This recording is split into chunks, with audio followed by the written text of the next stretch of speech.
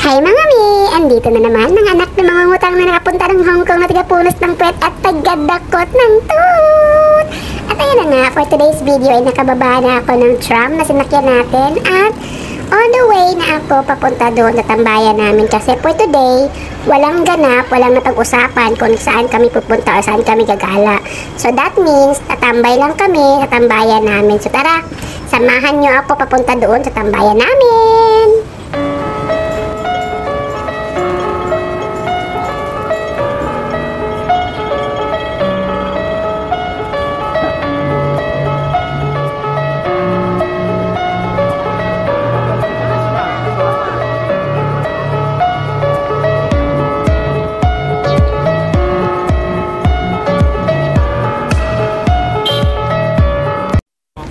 Lagi ang aking nadadaanan going to our tambayan. Yung part na yan, lagi talaga yung nakikita pag nagde-day off ako tapos natatambayan lang kami, yan talaga ang palagi yung nakikita. Maganda ang part na to kasi hindi lang to siya part para sa mga bata or para sa mga adult.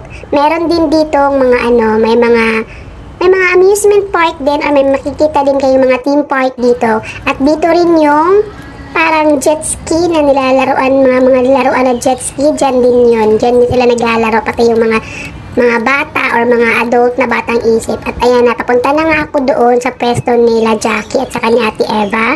Dahil nandoon na sila, nakalatag na sila.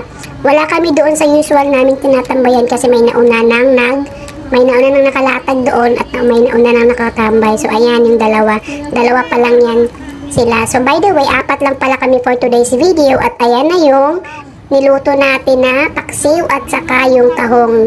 Yan lang yung ulam namin. Tapos pagka maya ay nagdala si Ate Eva ng ice cream.